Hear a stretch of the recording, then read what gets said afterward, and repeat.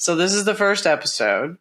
And what do I mean by disruption? And you're often going to hear me refer to disrupt the landing. I'm talking about disruption focused on big, bold change. So if you're not here for big and bold, you might as well stop listening now. It's not worth your time. But if you're all about big and bold and you need some big and bold change and you want to see big and bold change, then keep listening.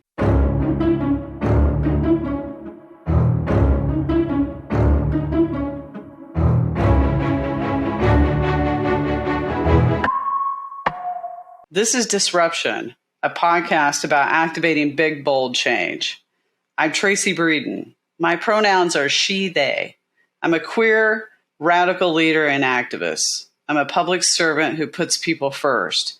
My purpose is to create pathways to safer communities and inclusive systems for all people. And I'm here to inspire and empower you to do the same.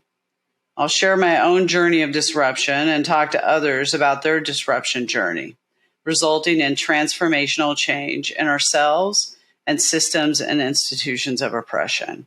So get ready to disrupt. I'm talking about disruption focused on that big, bold change through disruption of systems that cause harm to others and the institutions that support those systems. And through disruption in your own personal space, leading you to find pathways to your own personal passion and power. In these conversations, we're going to dig deep into pressing topics around creating safe spaces for ourselves and our communities, advocating for social justice through activism, radical leadership, and corporate action and responsibility, personal elevation through living authentically, sex positivity, and as the love of my life often says, everything in between. We'll even talk about closing the orgasm gap. In these conversations, we'll talk to fascinating, disruptive leaders in these spaces who will share their own stories and experiences as change makers. Many of them I've met along my path, from policing to tech to just my personal coaches and people that have just been interesting that I've connected with along the way. And I believe they have a lot of disruptive stories to provide. I'm here to help assemble and activate people towards the big, bold change we together want to see in our world. We're not alone. My story has put me, and you are not alone, I should say. My story has put me directly in opposition to systems and attitudes of discrimination and oppression, giving me the ability and now the platform to advocate for real, impactful change. I and the others that I'll invite to this pod will show you how to disrupt, sharing stories, best practices, and solutions that help us all elevate. There is power in sharing and taking people along with us on our journeys. I'm a public servant at heart. You'll hear me say that all the time. Doesn't matter where I work. Doesn't matter what I'm doing. I tell people I don't work for a particular corporation. I work for the public, and I am a public servant. And one of my core values is putting people first and creating spaces where people can feel genuine care and safety. But before you can fight for others and change systems for the better, you have to be able to fight for yourself first, your true self. Disruption for me is about disrupting everything you have ever been told you should be and do. It's time to disrupt the things that have landed along your journey that are not aligned with your true, authentic self. When we heal individually and we focus just on being fully who we are, think about that for a second. Sit in it. If you were just focused on being and everything that you are, just sitting in that thought of being, how does that feel? That's what I'm asking you to do. And only then can we recognize and embrace the power within and use our collective voices and actions together as a community, disrupting what has landed in our lives and the systems that surround us. Every person that comes on this podcast, I'm going to ask them to tell me their story. I ask everybody who joins my team to tell me their story because I want to know who they are. I want to hear a couple of stories. I want to hear a couple of things about you along your journey that help me understand how you got to where you are today and who you are. That's what I ask of people. Before I can ask of that, and you'll hear from somebody who's going to be co-hosting with me, who is the love of my life and my person, and you'll hear a little bit of her journey and her story on the next podcast. But before we kick this off, let me start with me. You need to know who I am. So, you can Google me. You can find out anything you want to know about where I've been and what I've done. You can see my accomplishments from going policing to working at Uber to working in the dating industry. You can find everything you want about my experience, about my awards, about the things that I've done that I'm immensely proud of. But to really understand who I am, I need to tell you my story. And that goes beyond the roles, that goes beyond the badge, it goes beyond my executive title, it goes beyond all of that. I have a passion for, and I have invested my career in fighting for communities, people, and social issues, and creating impactful change, especially for those who need a voice most of all. But I had to first learn to fight for myself. And that's a very important component for each of us. My journey began as a young girl from a very small town in the Midwest in Oklahoma, of all places, aspiring to achieve the dreams my father daily reminded me were in my reach. He used to daily remind me that I was a star.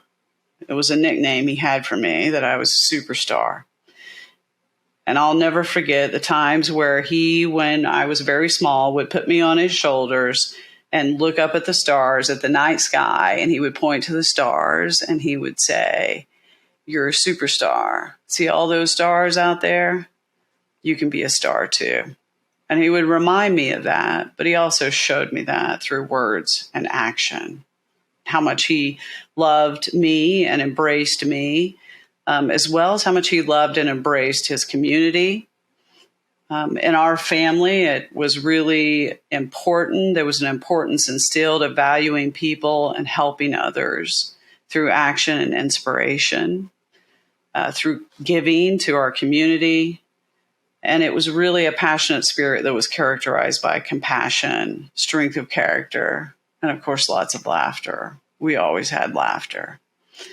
I grew up around several family members who were not afraid to stand for what they believed in, and they believed deeply in serving their community. But I was also, on the other side of it, surrounded by a community, a culture, and a religion that had ideas and expectations that did not create a safe or inclusive or inviting space for me to be fully who I am. It was not okay to be queer. It was not okay to feel the way I felt. It was not okay to be attracted to women. It was not okay to dress the way I dressed. I was called a tomboy.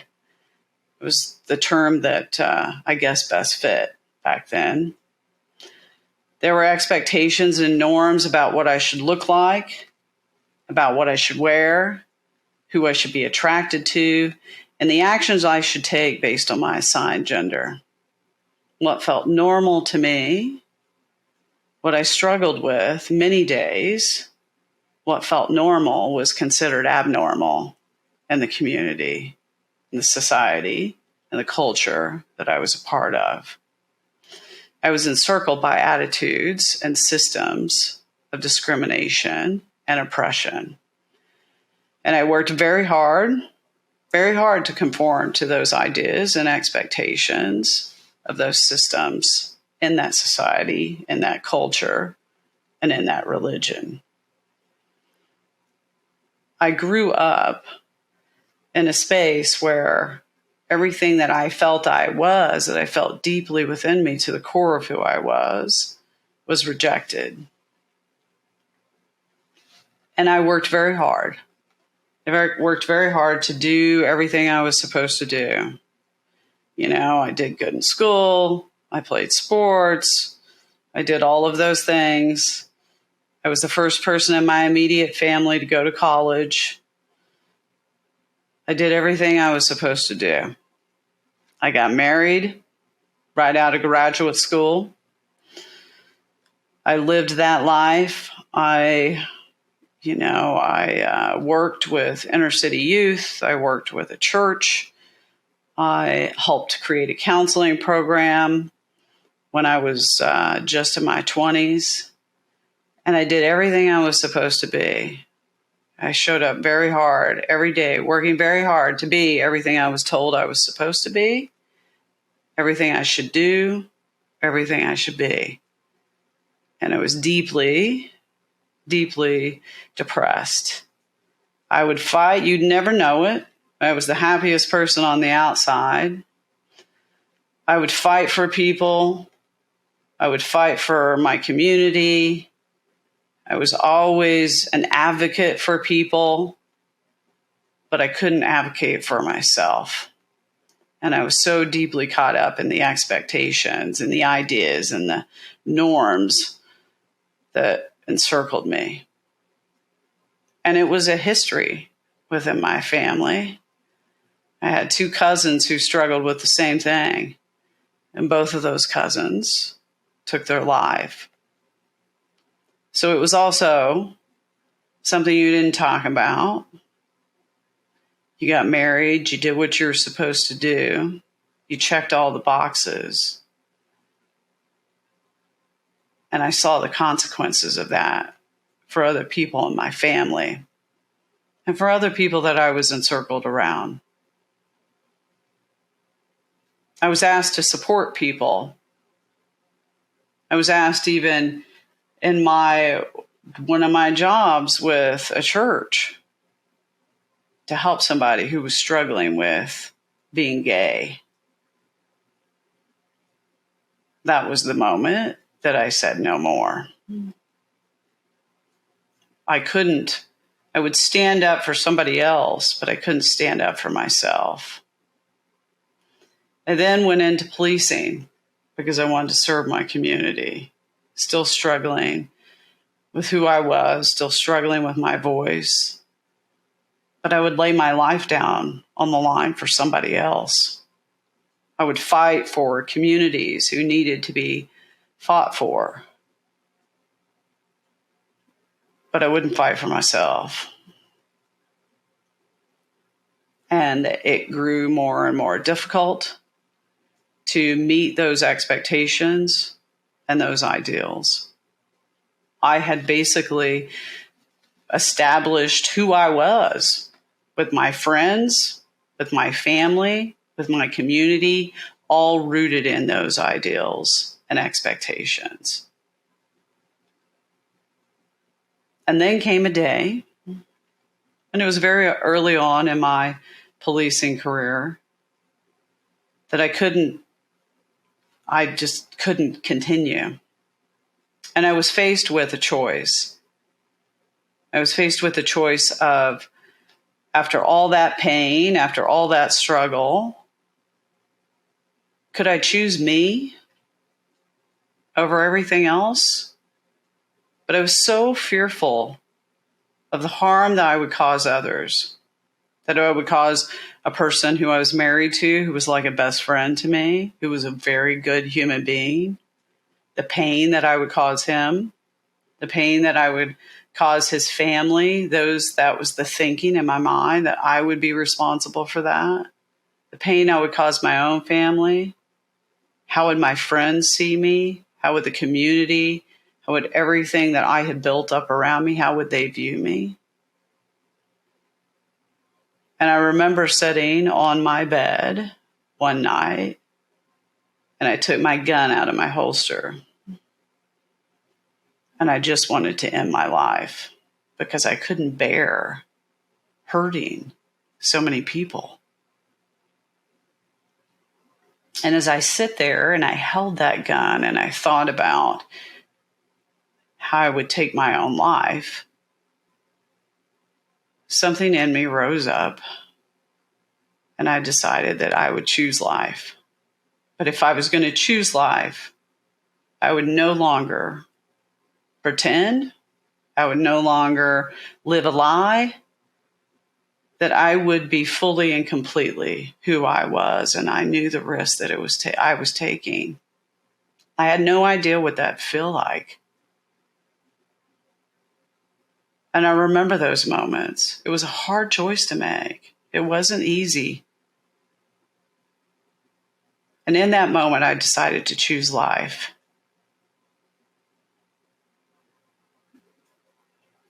And what came was, yes, rejection. Rejection by friends, rejection by family. Sometimes it came in words. Sometimes it came through silence.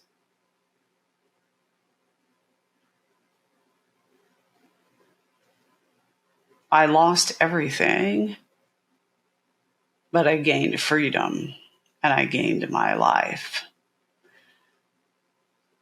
Those moments of struggling with who I was, struggling with my gender identity, struggling with my sexual orientation,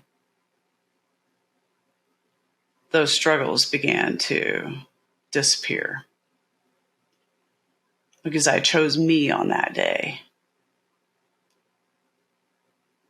And it wasn't an easy choice. There was a lot of pain that came with it. But the people who truly loved me showed up. A community that I had embraced and supported as an ally, but I was actually a member of, rose up. It felt like everything around me, the universe encircled me with support. And the one person that I didn't want to hurt, the one person that I thought I would hurt the most, ended up being one of my biggest allies. I tell people I didn't learn unconditional love in church. I learned unconditional love through a human being who chose to love me as I was, as I walked away from them, and defended me when people criticized me and stood by my side when I needed a friend to stand by my side.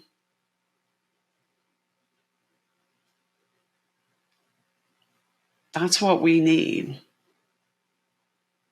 as people, to allow us to be fully who we are, to embrace fully who we are, to support fully who we are. And for everyone, whatever that looks like, that path may look like mine, it may look much differently. But to embrace, support, and help lift up people as they go on that journey of self-awareness and defining their voice and defining self and who they truly are. I found that day, and I chose to live and be fully who I was and to not let anything stop that. I pushed back on the systems, on the expectations. I chose to disrupt what those ideas and expectations that society and culture and religion had laid upon me that I had chosen. I chose to disrupt what had landed in my life and decided that I would start showing up by speaking and being and standing in what was true for me and doing through being.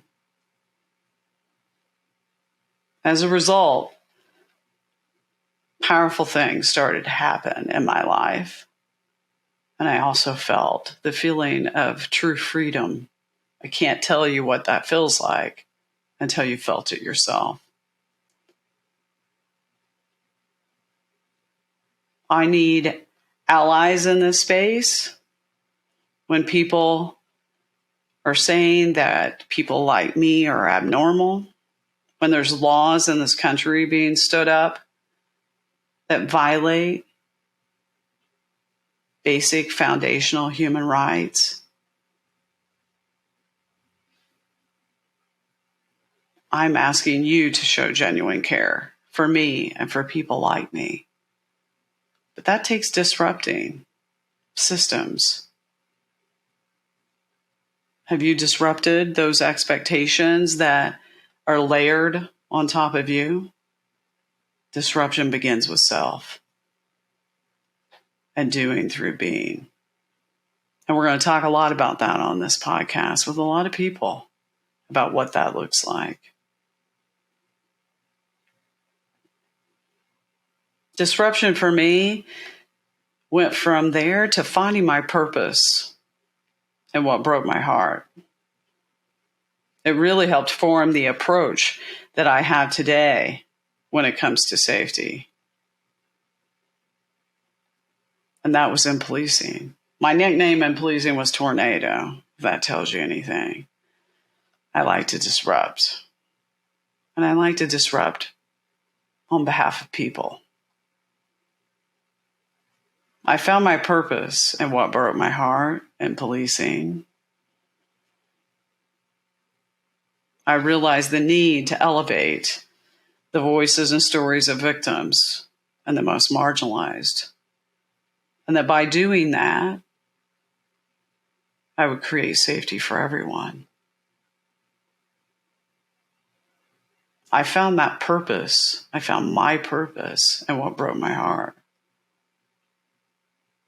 And now I carry with me the message of my heart, no matter where I go. And I would ask you, who are you serving? Are you serving the message of the company you work in? Are you serving the message of the system that you are a part of? Are you serving the expectations of others? Or are you serving yourself and the message of your heart?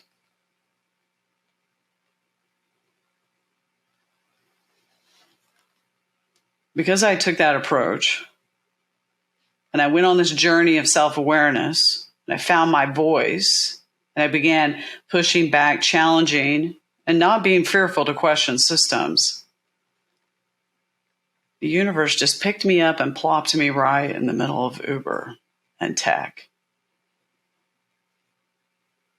And the disruption began in corporations. And you're going to learn all about that in this podcast too. I remember when I went to Uber. And I remember when I stepped in there. And part of the reason I was brought there was to address sexual assault and how we could create safer spaces on the platform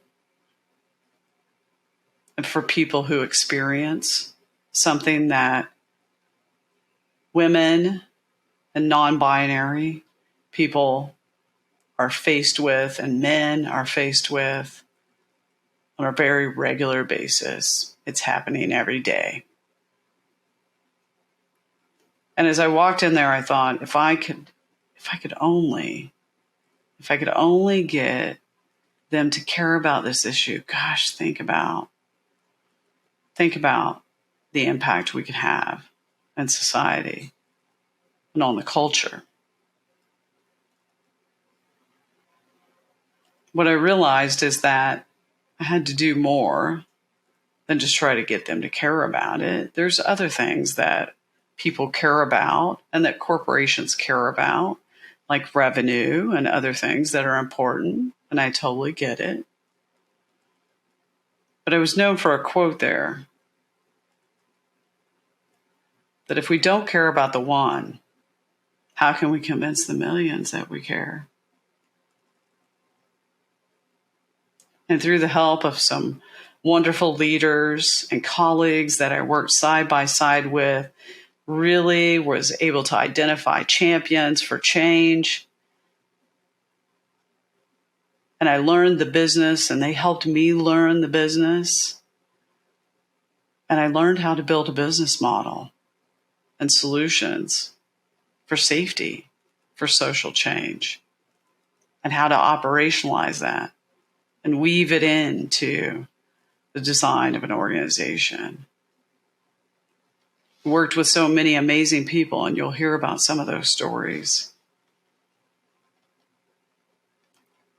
But I wouldn't have been able to do what I did there or anywhere else that I've been without being a values-driven, disruptive, radical leader.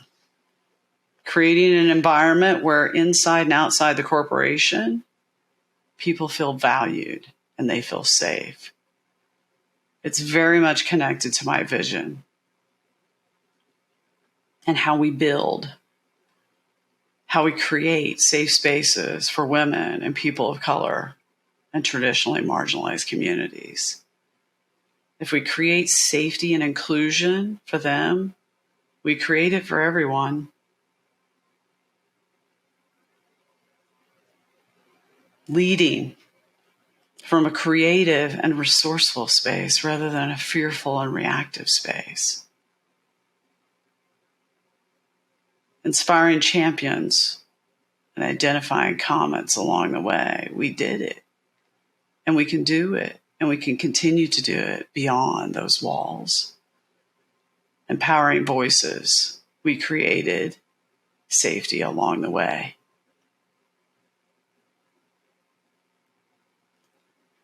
That pathway has taken me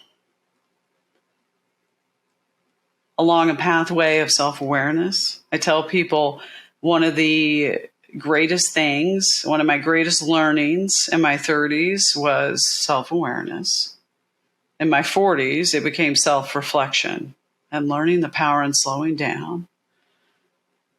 And we'll talk more about that in coming episodes. But what I would say is finding myself, finding my purpose, all of those things took me on a little bit of a divine detour. A detour that took me down a pathway of creating safe and respectful places and spaces for all. And as I look at what's happening in society and in our culture and these systems and the impact that they continue to have on us, I look at what's happening with human rights right now, there is such opportunity for us to come together, for us to drive towards social justice and change together. There is power in connectedness and community. And we can build that community together. There's a need to change the narrative.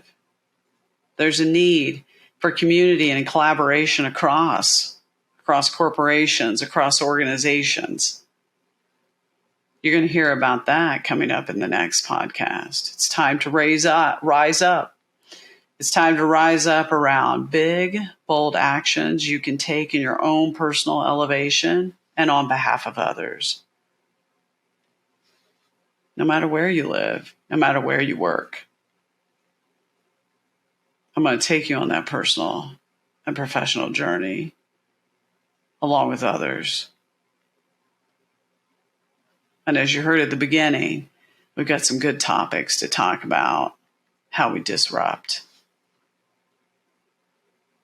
My vision will always be to build an authentic, equitable, and respectful community free from all forms of harm. And my values are deeply rooted in putting people first. But you got to put yourself first. Let's learn and go on that journey together. My name is Tracey Breeden, and I'm building a community of disruption. Are you ready to disrupt with me? Let's do it.